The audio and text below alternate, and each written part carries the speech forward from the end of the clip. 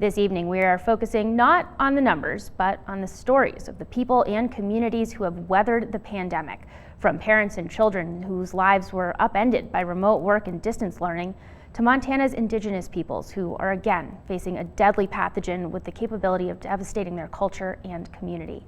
I traveled to Browning to see firsthand the incredible steps leaders took to protect their community and the impact it has had on these tight-knit families. This memorial wasn't here a year ago. 47 names, 47 Blackfeet tribal members lost to COVID-19. You don't have time to grieve, you don't have time to heal. Every person you know, you've had a running with them or a story to tell about that person.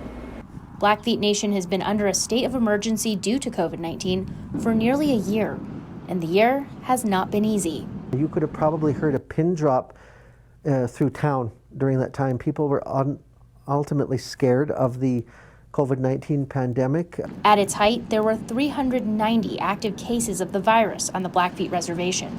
In a span of just 10 days, the number of active COVID-19 cases nearly tripled. And throughout the pandemic, state and national data show COVID-19 infects and kills Native Americans at a higher rate than the population as a whole. It was spreading like wildfire. We were in a panic mode thinking, oh no, what if we all go down as a community? After the first case of COVID-19 was confirmed in Montana, the Blackfeet Tribal Council acted quickly, shut down everything but grocery stores and the hospital, closed the east entrances of Glacier National Park, installed a curfew. In a place like Browning, where everyone knows everyone, the change was immediate and noticeable.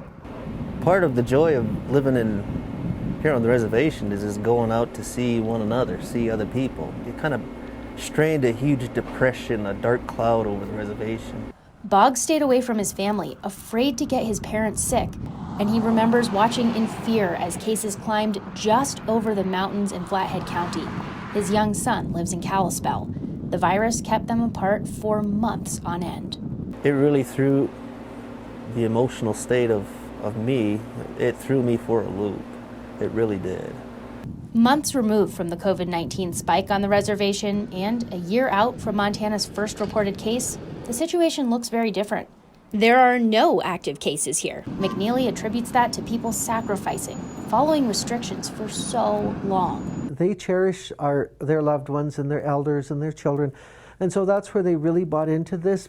And there's the vaccine. The reservation is on track to be fully vaccinated by mid-May. Well, it's a beacon of hope. It truly is.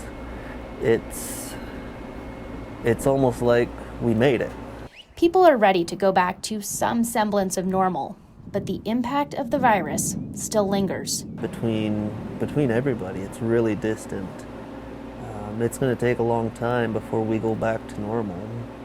And there are still the 47 tribal members gone in less than a year, victims of the pandemic. The pandemic has impacted nearly every aspect of our society, but families with school-aged children